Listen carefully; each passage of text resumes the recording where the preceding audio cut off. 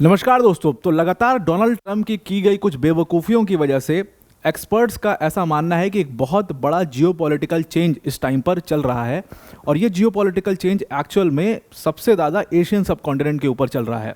US का आज तक जो एशियन सब कॉन्टिनेंट के ऊपर होल्ड था वो होल्ड इसी बेसिस पे था कि वो भारत के साथ यूएस ने पिछले 10-20 साल में एक अच्छा संबंध स्थापित करने की कोशिश करी है। जब उसने बॉयकॉट किया पाकिस्तान को, जब उसने पाकिस्तान टेररिज्म के खिलाफ बोला, तो वो धीरे धीरे यूएस जो है वो भारत के करीब आता चला गया और भारत के करीब आने से, भारत के एक अच्छा अलाई बनने से वो यहाँ पर चाइनीज़ डोमिनेंस को किसी तरीके से काउंटर कर रहा था। अभी अकेले ही रशिया ने पूरे यूएस और पूरा ईयू के नाक में दम कर रखा है। लेकिन अब डोनाल्ड ट्रंप की कुछ बेवकूफ़ियों की वजह से एक्सपर्ट्स का ऐसा मानना है कि एक तो यूएस के रिलेशन भारत से बहुत ज़्यादा ख़राब हो चुके हैं इस टाइम पर। दूसरी बात यह है कि इंडिया और चाइना, जो कि एकदम आर्च एनिमीज हुआ करते थे, अब इन कंट्रीज़ के बीच में एनिमिटी कम होती चली जा रही है। एकदम से दोस्ती तो नहीं कह सकते, लेकिन एक मतलब एक सिचुएशनल फ्रेंडशिप जैसा कुछ देखने को यहाँ पर एशियन सब कॉन्टिनेंट में मिल रहा है। इस पूरी सिचुएशन को, इस पूरे जियोपॉलिटिकल चेंज को समझने की कोशिश करते हैं किस बेसिस पर ये सब चीज़ें कही जा रही हैं।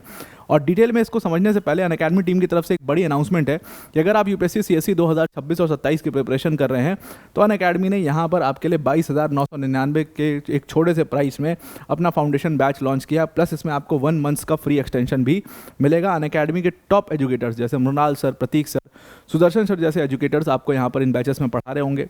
इसमें जीएस, सीसैट, टेस्ट सीरीज सब कुछ यहाँ पर कवर किया जाएगा। सारे बैचेस का एक्सेस होगा आपको। मेंस की टेस्ट सीरीज होगी, उसका इवैल्यूएशन होगा। डेडिकेटेड डाउट सॉल्विंग सेशंस भी यहाँ पर आपको मिलेंगे। ये जो ऑफर है ये 8 अगस्त को ख़त्म हो जाएगा, उससे पहले आप इसको अवेल कर सकते हैं। Now coming back to the topic, देखो डोनाल्ड ट्रंप ने रिसेंटली पिछले एक हफ्ते से लगातार भारत को टारगेट किया। उन्होंने सब्सटैंशियल टैरिफ भारत के ऊपर लगाया और उन्होंने टैरिफ की लगाने के बाद भी लगातार भारत को टारगेट किया कि टैरिफ बढ़ा देना चाहिए, 500% टैरिफ लगा देना चाहिए, क्योंकि भारत रशिया से ऑयल खरीदता है। लेकिन डोनाल्ड ट्रंप इस बात को इमेजिन भी नहीं कर सकते थे कि ये करने से, उनके इस स्टेप से, जिसको वो प्रेशर बनाना कहते हैं, जिसको वो ट्रेड प्रेशर कहते हैं, उनके इस स्टेप से एक बहुत बड़ा जियोपॉलिटिकल चेंज होगा। अब देखिए, रशिया से ऑयल खरीदने वाली कंट्रीज़ में सिर्फ भारत ही नहीं था, बल्कि इसमें एक बहुत सब्सटैंशियल अमाउंट चाइना का भी है और चाइना भी बहुत बड़े अमाउंट में ये ऑयल खरीदता है। डोनाल्ड ट्रंप ने कोशिश किया हर उस कंट्री पर प्रेशर बनाने के लिए जो ये ऑयल, रशियन ऑयल खरीद रही है, जिसकी वजह से रशिया जो है वो रशिया यूक्रेन के वॉर को जारी रख पा रहा है। रशिया को घेरने के लिए उन्होंने इंडिया और चाइना को टारगेट करने की कोशिश करी। चाइना को डायरेक्ट तो नहीं, लेकिन इनडायरेक्ट टारगेट करने की कोशिश करी, और भारत को इन्होंने डायरेक्ट टारगेट करने की कोशिश करी, क्योंकि भारत एक अलाई था यूएस का अब तक। तो इनको लग रहा था कि प्रेशर बना करके, बातचीत करके मामला सॉर्ट किया जा सकता है। वो डोनाल्ड ट्रंप कर रहे थे, लेकिन ट्रंप ने इमेजिन नहीं किया था कि ये करके लॉन्ग टाइम राइवल्स इंडिया और चाइना को वो एक बिल्कुल सेम पेज पर ला करके खड़ा कर देंगे, और ये उनके लिए कितना घातक होगा इस बात का अंदाज़ा शायद ट्रंप को बिल्कुल भी नहीं है। और लेकिन ये चीज़ हो रही है और इंडिया और चाइना जैसी कंट्रीज़ जो है वो साथ आना शुरू धीरे धीरे हो रही हैं। मैं आपको इसको रेखांकित भी करना चाहता हूँ। ये सिर्फ हम नहीं कह रहे हैं या सिर्फ कुछ न्यूज़ आर्टिकल्स नहीं कह रहे हैं, ये एक्चुअल में यूएस के कुछ नेताओं को भी महसूस हो रहा है। निक्की हेली, जो कि फॉर्मर एम्बेसडर थी यूएन की, यूएस की एम्बेसडर थी यूएन में, उन्होंने इस बात को, उन्होंने एक ट्वीट किया ट्विटर के ऊपर, और इस ट्वीट को अगर आप ध्यान से देखेंगे तो आपको समझ में आएगा।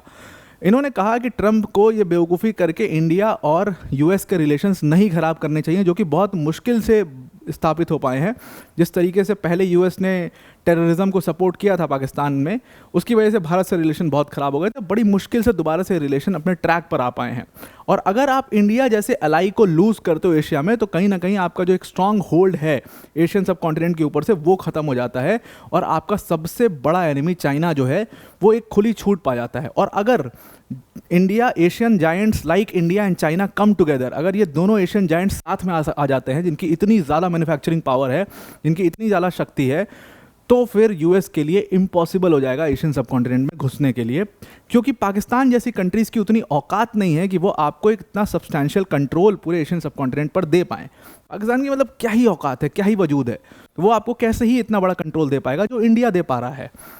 ये बात निकी हेली ने लिखी, उनको इस बात को, वो ये बात को बहुत अच्छे से समझती हैं। अब अगर आपको हमारी वीडियोस अच्छी लगती है, इसको लाइक, शेयर और सब्सक्राइब आप कर सकते हो।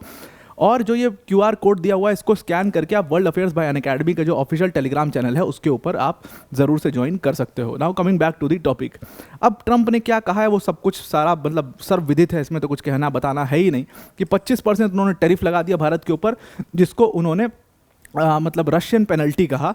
और उसके साथ उन्होंने लगातार धमकी दी भारत को कि भाई ये टैरिफ और बढ़ा देना चाहिए, इसको 500% कर देना चाहिए, और दुनिया भर का उन्होंने ये बात बोला। ट्रंप ने बोलते बोलते वो बहुत ज़्यादा बोल गए, उन्होंने ये तक भी बोल दिया कि देखो भारत और यूएस के रिलेशन बड़े अच्छे रहे, लेकिन इन दोनों कंट्रीज़ का ट्रेड देखो बहुत कम है, क्योंकि इंडिया का टैरिफ बहुत हाई है इसलिए हम उनसे ट्रेड करते ही नहीं हैं।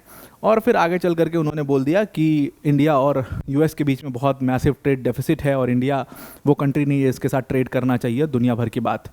उसके बाद उन्होंने फिर रशिया से कनेक्ट करके बोलने लगे कि भाई जो इंडिया है वो हमसे F-35 F-16 नहीं खरीदता है, वो जो है वो रशिया की तरफ पूरा अलाइंड रहता है और सारे अपने मिलिट्री इक्विपमेंट जो है वो रशिया से खरीदता है।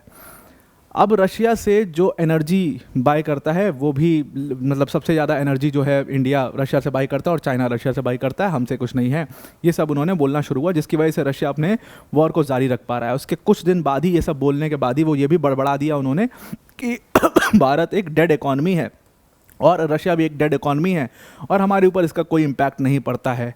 उसके बाद 25% टैरिफ, फिर री टैरिफ, बहुत सारी चीज़ें ट्रंप इसमें बोल गए। तो उन्होंने अपने इन सारे स्टेटमेंट से, और सिर्फ वही नहीं, उनके एडमिनिस्ट्रेशन के बहुत सारे लोग, उन्होंने अपने इन सारे स्टेटमेंट से इस बात को एकदम बिल्कुल दर्शा दिया कि यूएसए जो है it has become anti India now, और वो इंडियन एलाई तो नहीं कहा जा सकता, उसको साफ कर दिया। अब भारत और चाइना दोनों यहाँ पर एक सेम पेज पर आकर के कैसे खड़े हुए, जो चीज़ भारत फील कर रहा है सेम चीज़ चाइना भी फील करता है।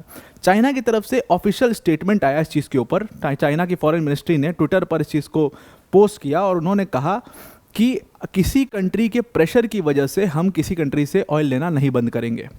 हम जिस कंट्री से ऑयल लेते हैं अगर वो हमारे नेशनल इंटरेस्ट को सपोर्ट कर रहा है तो हम उसी कंट्री से ऑयल लेंगे, हम किसी भी कंट्री के प्रेशर में नहीं आएंगे। ये बात साफ साफ यूएस को धमकी थी, उन्होंने, चाइना ने साफ कर दिया इस बात को कि रशियन ऑयल हमारे नेशनल इंटरेस्ट के फेवर में है और इसलिए हम रशियन ऑयल खरीदेंगे, आपके प्रेशर से हम नहीं डरने वाले हैं। इसके अलावा इंडिया जो ऑयल खरीदने, इंडिया ने जो डिसीजन लिया है ऑयल खरीदने का, जो वो डिसीजन है इसको वो कंटिन्यू कर रहे हैं, इसकी भी बड़ी तारीफ हो रही है। चाइना के डेप्यूटी परमानेंट रिप्रेजेंटेटिव हैं यूएन में, उन्होंने कहा कि यूएस की जो हिपोक्रेसी, सेम बात जो इंडिया बोल रहा था वही उन्होंने भी कहा कि इंडिया, ये हिपोक्रेसी है यूएस की, ये खुद रशियन ऑयल खरीदते हैं और हमको बोलते हैं रशियन ऑयल मत खरीदो।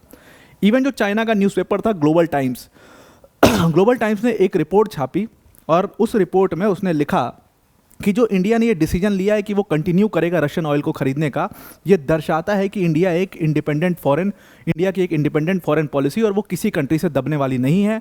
चाइना भी ऐसी ही एक कंट्री है जो किसी भी कंट्री से प्रेशर में नहीं आएगी, दबेगी नहीं, वो भी जहाँ से ऑयल खरीद रही है वहीं से खरीदेगी। अब इसकी वजह से अगर आप दोनों कंट्रीज़ के बीच में रिलेशंस देखो तो दोनों कंट्रीज़ में रिसेंटली 5 साल के बाद कैलाश मानसरोवर यात्रा जो है वो शुरू हो गई। इनके जो मीडिया हाउसेस हैं, जो सिविल सोसाइटीज़ हैं, वो एक्सचेंज कर रही हैं, आपस में डायलॉग एक्सचेंज कर रही हैं और भारत और चाइना धीरे धीरे करीब आते चले जा रहे हैं। और डोनाल्ड ट्रंप के इस एक बेवकूफ़ी की वजह से एक बहुत बड़ा शिफ्ट जो है, जियोपॉलिटिकल शिफ्ट, वो एशियन सब कॉन्टिनेंट में हो रहा है। यूएस पाकिस्तान की तरफ जा रहा है और भारत और चाइना यहाँ पर एक साथ आ रहे हैं। तो आपको ये पूरा आर्टिकल समझ में आ गया होगा। आज के लिए इतना ही। Thank you and have a nice day.